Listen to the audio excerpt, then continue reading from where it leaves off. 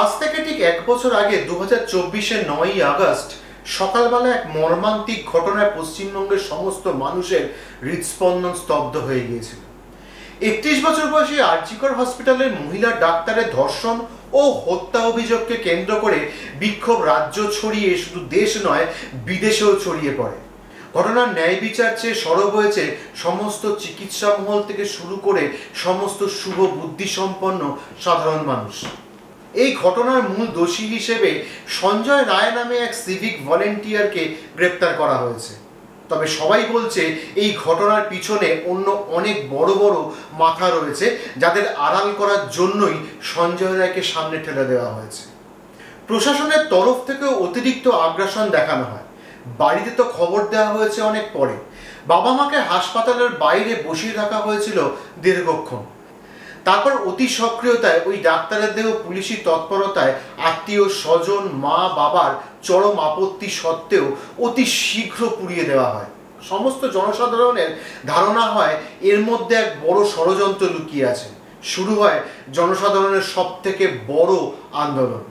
আর.জি. কর মেডিকেল কলেজে তিলোত্তমা কাণ্ডের মতো রহস্যজনক মৃত্যুর ঘটনা এই প্রথম নয়। বস্তুত মেডিকেল কলেজে বারংবার এই ধরনের ঘটনা ঘটেছে। কখনো ছাত্র, কখনো অধ্যাপক, কখনো হাউস স্টাফদের মৃত্যু হয়ে গেছে এক রহস্যজনক পরিস্থিতিতে। ইতিমধ্যে আর.জি. করের অধ্যক্ষ সন্দীপ ঘোষের সমস্ত কীর্তিকলাপ লোকের সামনে চলে আসে। কিডনি পাচার চক্র, জাল ওষুধের কারবার, এই সমস্ত রকম ব্যবসা চালাতো এই লোকটি। খুব স্বাভাবিকভাবেই এর অনেক উচ্চ স্তর পর্যন্ত চ্যানেল ছিল। সবকিছু পাবলিক হয়ে যাওয়ার পরে তিনি ইস্তফা দেন। আর.জি. করের চেস্ট মেডিসিন বিভাগের সেমিনার হলের সামনে একটি ঘর ছিল। হঠাৎ সেটাই ভাঙার কাজ চলছিল পুলিশের উপস্থিতিতে। যদিও ওই ঘর ভাঙার কাজ থমকে যায় জাতীয় মহিলা কমিশনের হস্তক্ষেপে, কারণ আর.জি. কর কাণ্ডের প্রেক্ষিতে সোমবার হাসপাতালে গিয়েছিল ওই মহিলা কমিশনের কয়েকজন প্রতিনিধি। তারা ঘটনাস্থলে গিয়ে দেয়াল ভাঙা হচ্ছে দেখে সেই কাজ বন্ধের নির্দেশ দেন তৎক্ষণাৎ। আর.জি. কর মেডিকেলের এক পদস্থ কর্তা বলেন, হাসপাতালের প্রাক্তন অধ্যক্ষ সন্দীপ ঘোষের নির্দেশেই ওই কাজ হচ্ছিল। কি না, শৌচাগার নির্মাণ হবে বলে। কিন্তু ধর্ষণ এবং খুন যেখানে হলো তার অল্প দূরত্বে একটি ঘর ভাঙার জন্য এখনই কেন তাড়াহুড়ো শুরু হলো, সেই প্রশ্ন উঠেই গেছে। শুরু হলো উত্তর থেকে দক্ষিণ, কলকাতা থেকে কাকদ্বীপ রাজ্য জুড়ে মেয়েদের রাত দখল। আর.জি. করে চিকিৎসক পড়ুয়া খুনের প্রতিবাদে রাত জাগলেন মেয়েরা, সঙ্গে ছিলেন হাজার হাজার প্রতিবাদী পুরুষ।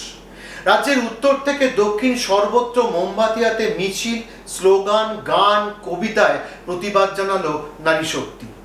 শহর কলকাতা তো বটেই, রাত জাগলো সুন্দরবন থেকে দার্জিলিং, শান্তিনিকেতন থেকে সোদপুর।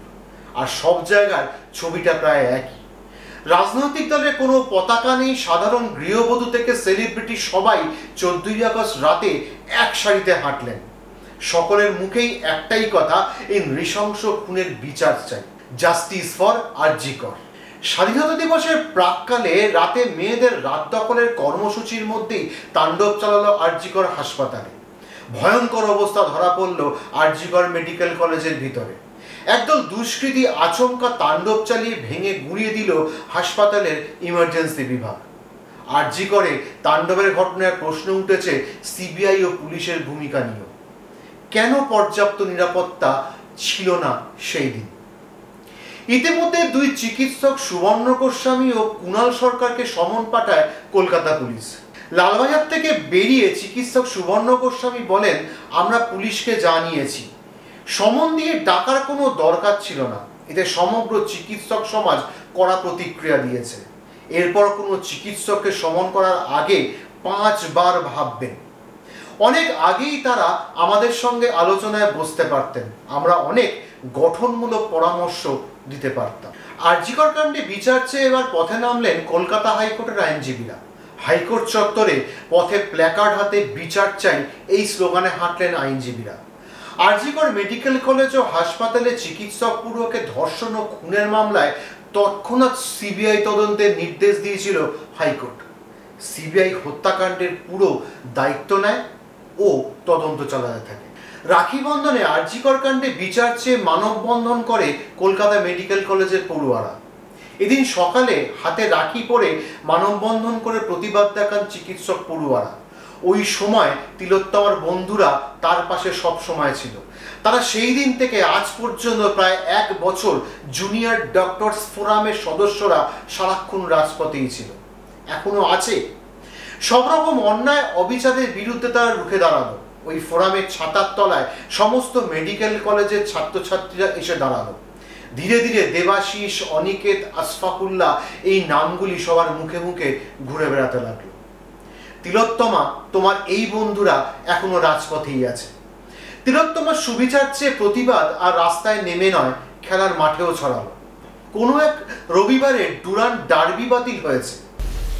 आज जितने पुलिस इस मैच को रोकने के लिए दिया गया था और जो मैच देखने के लिए जितने सपोर्टर्स आए हुए थे उनको अरेस्ट करने के लिए आज जितने बंगाल के पुलिस को लगाया गया उसके आधा पुलिस भी दिया जाता तो भी आज ये मैच हो पाता।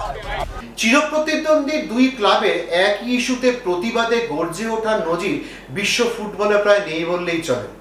যুব ভারতীতে দুই প্রধানের সমর্থকরা একজোট হয়ে আরজিকর কাণ্ডের প্রতিবাদে সামিল হওয়ার পরিকল্পনা করেছিল। তবে মোহনবাগান ও ইস্টবেঙ্গল সমর্থকরা যুব ভারতী পৌঁছানোর আগেই পুলিশ ব্যারিকেড করে আটকে দেয় দুই দলের সমর্থকরা। ব্যারিকেড ভেঙে এগোনোর চেষ্টা করতে ইস্টমোহন সমর্থকদের ধরপাকড় শুরু করে পুলিশ। খেলার মাঠ বন্ধ, তবে খেলার বদলে বিচার হবে। ঘটি বাঙাল, ভাই ভাই, আরজিকরের বিচার চাই।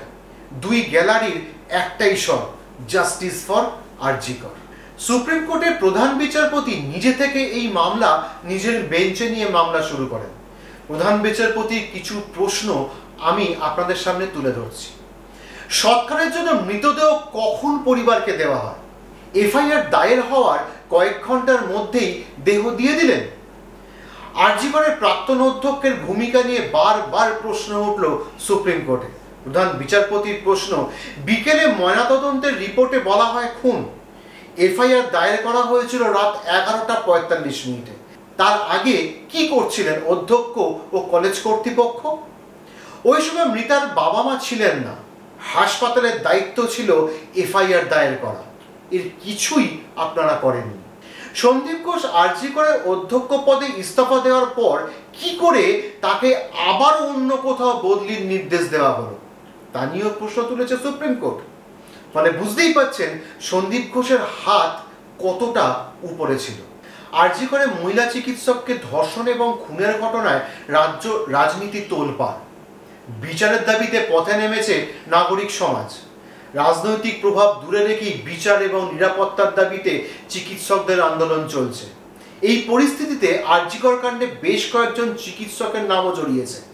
বর্ধমান মেডিকেল কলেজের সিনিয়র চিকিৎসক বিরূপাক্ষ বিশ্বাস, এসএসকেএম এর অভিক দে সহ একাধিক চিকিৎসকের ভূমিকা নিয়ে প্রশ্ন উঠেছে। অভিযোগ, অভিককে দেখা গিয়েছিল আরজিকরের অপরাধস্থলের ভিডিওয়।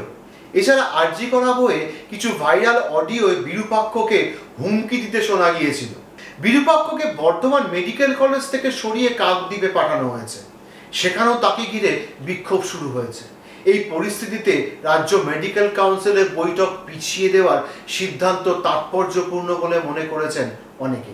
আরজিকর কাণ্ডে বিচারের দাবিতে পথে নেমেছে সমস্ত নাগরিক সমাজ। একাধিক মিছিল হয়েছে কলকাতার বিভিন্ন রাজপথে। একটি মিছিলে ছিলেন টলিউডের অভিনেতা অভিনেত্রীরা।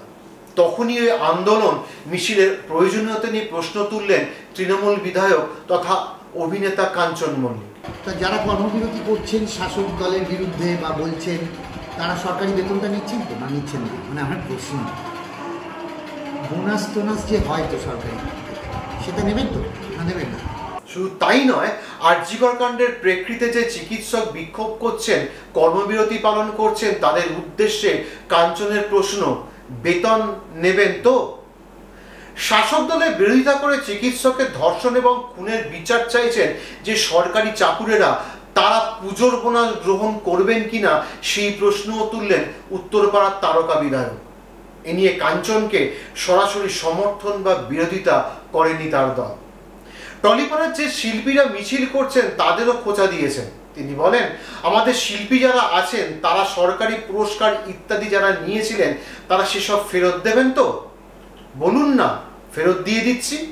বিরোধী দলের একটি সংযোজন, সরকারি অনুদান বা পুরস্কার পেয়েছেন বলে কি বাড়ির মেয়েকে ধর্ষিতা হতে হবে? অপরাধ হলে প্রতিবাদ করা যাবে না? কি রাজ্যে বাস করছি আমরা? অপর্ণা সেন সেই রাতজাগা মিছিলের ডাকে এসেছিলেন। শারীরিক অসুস্থতার কারণে তিনি মিছিলে না হেঁটে সরাসরি পৌঁছে যান আরজিকরে। পৌঁছানো মাত্রই হাসপাতালের বাইরে উপস্থিত একাধিক ব্যক্তি তাকে লক্ষ্য করে চুটিচাটা বুদ্ধিজীবীরা দূর হটো বলে স্লোগান দিতে শুরু করেন। ঋতুপর্ণাকেও ফিরিয়ে দেন বিক্ষোভকারীরা।